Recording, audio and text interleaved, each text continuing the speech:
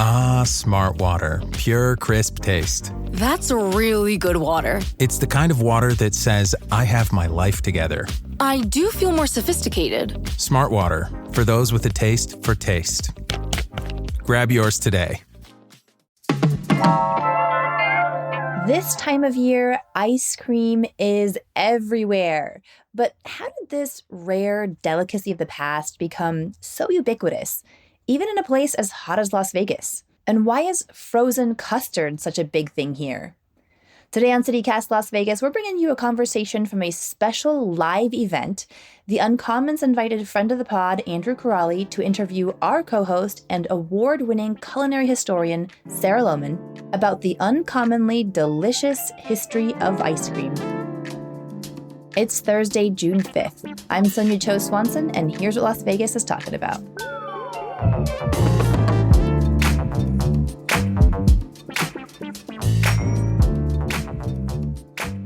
Welcome, everybody. I'm Andrew Corrali. I'm the publisher of TheList.Vegas, and I'm here today with Sarah Lohman, co-host of CityCast Las Vegas. I'm going to apologize in advance. This talk is going to be dripping with ice cream puns, so get ready for them. It's going to be a dairy interesting conversation, and we are going to get the scoop. I'm joined here today by... Wait, the second one was a pun. Was the first one wordplay, or is there no difference? I think I was a triple entendre. Yeah, no, I have no idea. But I'm joined today by Sarah Lohman, co-host of CityCast Las Vegas. And I kind of want to frame Sarah's presence here because lest you think we just dragged some sort of random ice cream aficionado up here to wax philosophical about ice cream. In addition to being the co-host of CityCast Las Vegas, Sarah Lohman is a widely published food historian and food scholar. She's got several books to her name, countless articles, and currently she's working on a book about ice cream. So thus the topic. And I guess that's my first question, Sarah. Yeah. What was so fascinating about ice cream that made you want to pursue this as your next book topic? First of all, this is so weird that the tables are turned because usually I'm interviewing you, but I get to be the guest this time. But also, when we're recording the podcast, we're largely in our closets, like literally. Yeah. Because that's the best place for sound. And so we're just like in hot little rooms, see each other on computer screens. And here we are out in this like breezy court. I know. Which can be better. I feel liberated. So what is so fascinating about ice cream? Yeah. I mean, I think there's two different ways to look at it. There's like let's say three different ways. The ingredients, the technology, and the people, right? Ice cream itself is sort of a marvel of both culinary artistry, but also science. It's the only food I know of that is both a liquid, a solid, and a gas at the same time. One of the key ingredients to ice cream that we don't really think about is air. You know, if air wasn't folded into ice cream, it would be this really dense, kind of unpleasant product. So there's air between all of the molecules, the solid molecules, but it's frozen yet scoopable. So it's this balancing act of salt and sugar. It actually, not salt and straw. I mean, kind of, you know why their name is salt and straw. It just occurred to me. But it takes these different ingredients to make ice cream in this particular way. And then I think what's the most fascinating to me is like the people who have literally shaped the planet and strove to create the technology to make ice cream and then make it faster and make it better. And that process is still happening. And interestingly, particularly here in America, that story is largely connected to female and Black entrepreneurs. So it's also a history. I mean, I'm attracted to food history because it allows us to give a more fuller picture of a historical America, to talk about the country both today and 500 years ago in a way that's more holistic and accurate. Some may call that DEI. I just call that telling the truth, and especially stories that have been purposefully evicted from our official tellings of history. So when you look at our dinner tables, it's a more complete picture of all these people, particularly through ice cream. It is, I think, a fascinating story filled with really amazing characters. Wow. So much science and so much sociology is at play in this topic. Yeah. It's fascinating. It's we're looking at, one dish, but it's also one, to me, I think personally, I love that it is such a vector for flavor. You're starting with this blank base. It's like white paint. And you get to add things like strawberry, balsamic, peppercorns to it. And like the fat really picks that up a particular way. So it's also, I'm very interested in flavor and how flavor preferences have changed over time. So it's a way to also trace trends throughout history too, by what the most common flavor of ice cream was. And then that leads to like botany, like it can just go all these different directions. Wow. And so I was interested to learn that, nowadays you can get ice cream, pretty much anywhere, right? You don't have to drive far to find an ice cream shop.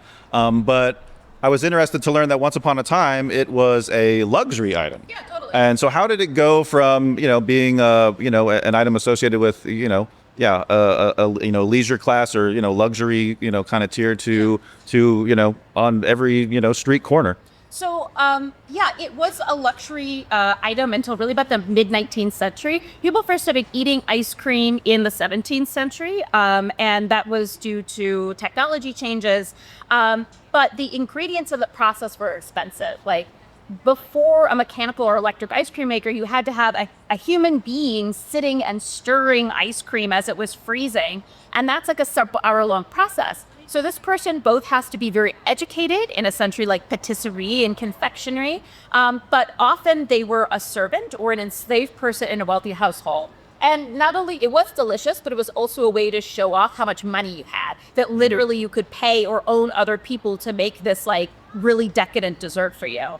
And then it has to do with sugar, really. Like sugar was really expensive until a sugar industry was created around the world via enslavement. I didn't know I was going to say enslavement this many times this early in the talk while you're enjoying your ice cream. But that's the facts. Like the fact that sweets are affordable is because countries like America created a colonial empire that was staffed with people who were enslaved. And still to this day, sugarcane is made in countries that like have a very put upon labor force. There's a beet sugar now that is made locally. Conditions aren't as horrible, so don't feel as guilty. So like that had to come down in price too. But the world turning point was mid-19th century. A woman named Nancy Johnson who lived in Philadelphia. She was working as an inventor, which was incredibly rare for a woman in the 19th century. And she invented a mechanical ice cream maker that made better ice cream more quickly. It could be done really easily by like a mom. You didn't have to have this big empire. And sugar was less expensive. And America also had a lot of dairy cattle. So like the cost of cream was less expensive too. So it was kind of a confluence of those events, but it was really technology that shifted it. Wow. I feel like you've already written this book in your head. It's awful, honestly. Yeah. I'm a big procrastinator. But luckily, Vegas in the summer is kind of boring. What better time to write a book? There you go. While eating plenty of ice cream. Yeah, absolutely. So how far back, so you said 17th century is sort of when ice cream as we know it, came to exist. But like, how far back does ice cream or maybe like frozen treats, go back in time? Like, was there like 100,000 years ago was like, were cavemen like eating like woolly mammoth chunk delight? No. Frozen from, like pulling it out of glaciers? There is some evidence actually that, 50,000 or 100,000 years ago, people were using packed snow to keep mammoth meat fresher longer. So like that, maybe towards the end of the winter, you were experimenting with freezing to make that more of a sustainable food because you can still hard to eat a whole mammoth, as you know. So that was in fact like woolly mammoth chunk delight. Yeah. Sure. But at least frozen meat that was preserved, right? But like we had to understand the concept of cold and we had to like make ice in order to make ice cream. And the first time that was happening was about 1,000 years ago in what is today Iran. So in Persian culture. They had these giant dome structures called yakchul, which is still the modern Persian word for a refrigerator. And they went underground as far as they were above ground. And they had these little gateways that would let underground water come out in this very thin layer. And because they were like 30 feet underground, it was cold enough that the water would freeze overnight. And so in the morning, people would come and scrape up the ice and store it. So they were the first culture in the world to have a system to make ice. And then from that, they had this culture of iced drinks called sharbat, which is the origin point for sorbet and sherbet. What are some surprising things that you learned in the course of your research in this book about ice cream? Yeah, I think for me, it was really like the Black history of ice cream. So right around the turn of the 19th century, people who were enslaved, first of all, were some of our most highly trained culinary professionals. The first French-trained pastry chef in America was a Black man named James Hemings, who was enslaved by Thomas Jefferson. He was trained in Paris and then negotiated for his freedom when he came home. And so the South runs like an old feudal medieval system. You've got your manor house and it's staffed by peasants. And the people at the top like want the finest things. So they're intensely the people who are enslaved these houses during intense culinary training, they're often, though, able to buy themselves out of enslavement. And then, of course, after 1865, were free. They moved north, they moved into Philadelphia. And because of all this culinary training, one of the ways that people, the formerly enslaved, were able to make a living was through culinary, that they were caterers, they opened restaurants, they opened cafes, and were known up and down the East Coast as being it created modern American cuisine, hands down. And one of the major facets of that was confectioners making ice cream. One of the most fascinating stories I'm pursuing is a man that picture books mostly has noted as Augustus Jackson, but I think that little was known about him, got his name wrong. His name is Peter Augustus. And in the 1850 census, his occupation is listed as ice cream maker. And I'm a dork, so I've looked at a lot of census records, and nobody's occupation is ice cream maker. They're listed as confectioners, especially in that time period. He was kind of the first, He wasn't the first, he was the most famous. Wow. Ice cream confectioner. Also, the first actually in Philadelphia was a woman. She opened up an ice cream store next to her husband's bar, and then the ice cream sold more than the beer. So he joined her business. So looking at these documents and resources in Philly from the early to mid 19th century, you're looking at the stories of women, white women, black women, and black men who are making a fortune off of ice cream and are selling it from Philadelphia to New York up to Maine, and are famous for what they're doing. So it's still peeling back those layers, because kind of unsurprisingly, both it hasn't been written about a lot, which is why I'm writing this book. And a lot of times the stories, especially Black Americans that long ago, are hard to trace. But I also think it's important to give these people back their names and stories and put them back into our culture so we can remember what talented, educated, accomplished people they were. I love it. Fascinating. So let's talk about, I guess you would call it a cousin to ice cream, because it's sort of got its own craze, its own fan base, and that is custard. So Vegas has, 1,000,001 custard spots, but one of them is, there are quite a few in town. Yeah, you don't have to look too hard. Because I only go to the one that you're going to mention, honestly. You read my mind. Let's talk about Love It. Love It is, downtown's iconic, dingy little custard dispensary, I guess you would call it. And it sounds... Sit in that hot parking lot. Yeah. In the car with the AC on. Weave around the meth addicts. I absolutely do. Yay! Get them an ice cream. Yeah. Everyone likes ice cream. Yeah. Yeah. So did you learn? So you have some interesting intel about Love It? Yeah. I mean, it's just such a cool business, and that they're fourth generation family owned. Mm-hmm. It was now the current they're not the owners yet. They're in their mid-20s, but their great grandparents that started this business. There was actually a woman who came from Milwaukee, Wisconsin.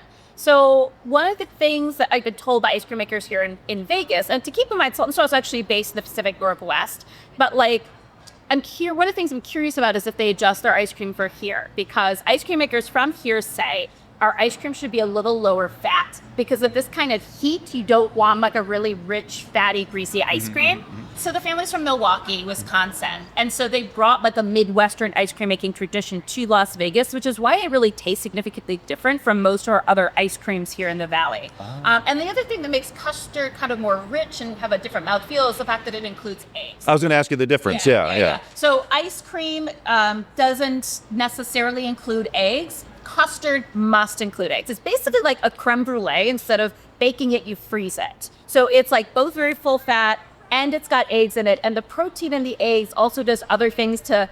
I took a class over the winter called The Physics of Ice Cream, because it's genuinely this miracle of physics that everything is in the smooth, creamy suspension. And protein does something else to that as well, and really improves that mouthfeel and makes it feel very rich, and it carries the flavor a little bit better too. And then also they've got Midwestern flavors like Blue Moon, which is a Milwaukee flavor, which is an blue almond ice cream on the menu too. So I love that they're bringing a little bit of the Midwest here, because I learned something else this winter. Cows are cold weather animals. They don't like being hot. They don't do well in places like Las Vegas generally. So traditionally, the places that make ice cream, like Persia, even though it's a hot place, are dairy cultures. But in America, Pennsylvania, New England, the Midwest, the Pacific Northwest, these are cooler temperatured areas. So that is why they've got this dairying ice cream making culture too. Wow.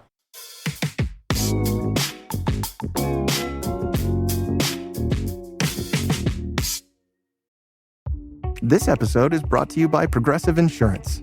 Do you ever find yourself playing the budgeting game? Well, with the Name Your Price tool from Progressive, you can find options that fit your budget and potentially lower your bills. Try it at Progressive.com. Progressive Casualty Insurance Company and Affiliates. Price and coverage match limited by state law. Not available in all states.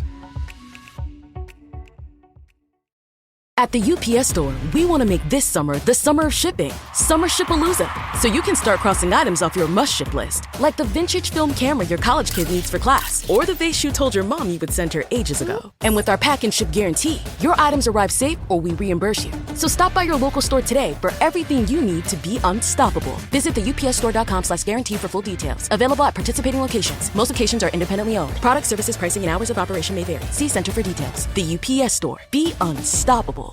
So let's talk about trends in ice cream and frozen custard. Nowadays it feels like you can get any kind of ice cream, or custard that you want. So what are some trends out there that maybe you've come across while researching your book? Yeah, I think something that's happening here in a big way is the trend for Southeast Asian flavors. And I think that a lot of people complain about like sort of the Instagram generation of food, that food has to be super visual to succeed. I mean, lucky for us though, that has meant that all of these really incredible Southeast Asian flavors and East Asian flavors have spread throughout American culture. I'm talking your caramel sweet potato, your ube ice creams. I'm talking your matcha ice creams, your black sesame. These are really vibrant, beautiful ice creams that are also so delicious. So especially here in Vegas, where we've got an enormous Korean population, Filipino population, right? Thai population, we're seeing frozen desserts come from those countries. And not just the flavors, but the ways of eating. Like I already mentioned Halo, which is like shaved ice and ice cream and tapioca and gelatin and this. And it's like this whole experience. Like it's just like a parfait on cocaine, there's so much going on. And so we're seeing that now spread across the country. And now Haagen-Dazs produces a matcha flavor of ice cream. Because Haagen-Dazs is also really big in Japan too. So that's when the first like crossover that you're gonna see in a supermarket as opposed to at like a smaller place like Salt and Straw. Or I'm Sorry Not Sorry is another one of my local brands. They got this, right? This ube honeycomb ice cream that like sometimes I just think about. So if you haven't been to Sorry Not Sorry, please go, and you've got to get that ube honeycomb. Oh, it's so good. And ube has, if I'm not mistaken, has like a sort of earthy, subtle flavor. Am I? It's a little floral. It's a little like vanilla. It can be a little caramelized. It's difficult to describe. Yeah. I love it, and it pairs really well with not the honeycomb like bees, like honeycomb like the British candy. So it's like this crunchy toffee, and blended into the ice cream, it starts to melt at the edges. So it's like gooey and then sticky and then crunchy. Like it's just a textural panoply that I'm so into. I love it. So with as much as you know about ice cream and custard, and as eclectic as your palate seems to be, do you have some favorites that you find yourself returning to, whether in ice cream or custard? No, I mean, I do prefer a custard, but damn, eggs are expensive. You know what I mean? Yeah. So we'll see what happens to ice cream prices. This is what's on the top of my mind right now. I definitely got my favorite spots throughout the country at this point. But something actually really interesting happened here in Vegas recently in terms of ice cream flavors. So over this past election cycle, the city of Henderson held an ice cream election. Oh yeah, I really want to ask you about that. And it was to teach kids about how to vote in elections. But for someone writing an ice cream book, I was like, what's going to happen? And it was interesting from the start because it started with 8 flavors and one of them was vanilla. And vanilla has literally been America's favorite ice cream flavor for 180 years. Well, they went through the preferential primary, they went to the primary, and they did their ice cream president election. And the whole thing was really sweet. It was literally, it was very cute. So what won? The final 2 standouts were cookies and cream and vanilla, and cookies and cream beet vanilla. I know, it's a little bit... That's so Henderson. I mean, on one hand, it's exciting because we've upturned, it's significant from an ice cream historian's perspective because you were expecting vanilla to just win out. Okay, got it. Vanilla has always been the favorite. But then I started talking to ice cream makers, and they're all like, no, cookies and cream is our moneymaker. You have to have that in the case. Okay. But then when you look at it from a modern political perspective, it is a little bit isn't cookies and cream just vanilla, but slightly different? Yeah, that's what I was like. Yeah, only in Henderson is cookies and cream exotic. So, sorry, Henderson. Well, I do love my Kentucky, so, and obviously they're progressive apparently compared to the next row, but maybe it's like a bellwether, but like much like American politics, only a like slightly exciting bellwether. I heard that Henderson has the country's second largest ice cream plant. Is this true? Yeah. Wells over by the Wash, essentially. I mean, What do they make? Do they make anything special or? they make like ice cream. They're the producer for like 5 different major brands, like Blue Bunny, something else. Like, it was like a cheap space, cheap labor, close to dairy. California has a pretty significant dairy industry, as is the Pacific Northwest. They're very secretive, though. They've not responded to my emails and requests for comments. So they're just kind of there, but they're always hiring. So I guess I go undercover, see what's happening in there. If anyone's going to break into a Henderson ice cream plant while undercover, it's going to be you. Yes, for sure. Yeah. Anything for my art. Exactly. Let's talk about, you said something really interesting about the evolving palate of America as it pertains to ice cream. And one thing I always find interesting about Las Vegas, it seems to me that in recent years, maybe the last 10 years, off-strip restaurants have really evolved. The fine dining scene off the strip has evolved. And some dining, critics and writers say you can get better food off the strip than you can on the strip, right? Literally just talked to James Trees, who's like our biggest restaurant entrepreneur, owner of Esther's Kitchen, about that exact same thing. Yeah. Yeah. And so I find that really exciting and promising, and it says so much about, the sophistication that's evolving with the palates of Las Vegans. And I'm wondering, do you see the same thing happening with ice cream? I see the menu at Salt and Straw as a case in point. You have flavors like pear and blue cheese. There's an olive oil ice cream. They change every month too, which I think is fascinating. Yeah. Experiment. And so keep in mind, they are from the Pacific Northwest. Like, we're happy to have you here at Salt and Straw, but like they're not locally grown.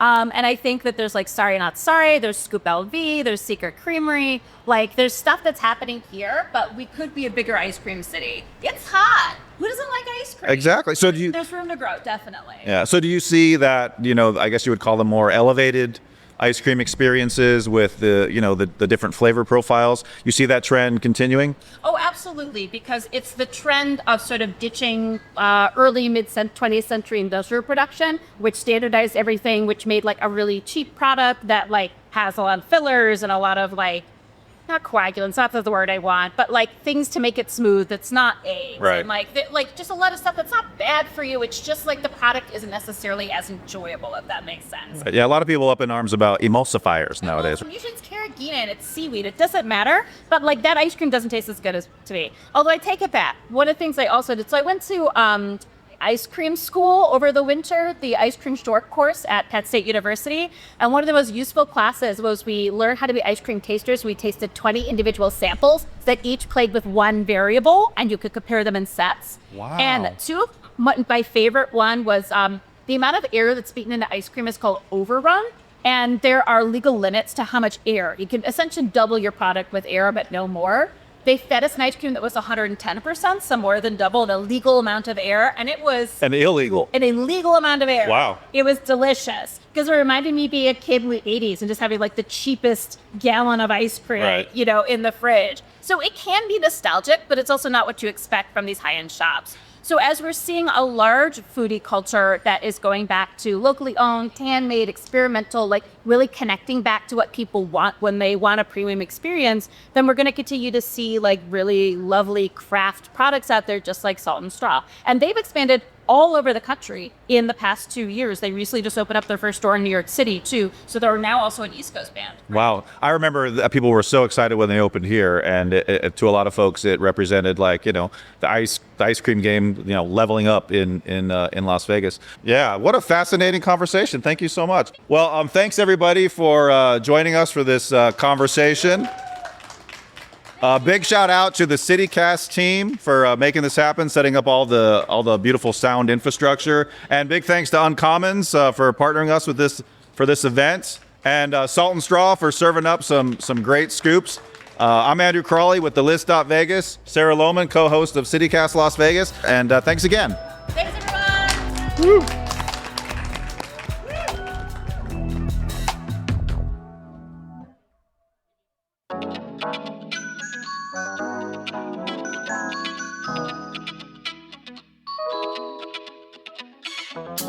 That's all for today here on CityCast Las Vegas. If you enjoyed the show, go tell a friend, rate the show, leave us a review, and subscribe to our morning newsletter. We'll be back tomorrow morning with more news from around the city. Take care.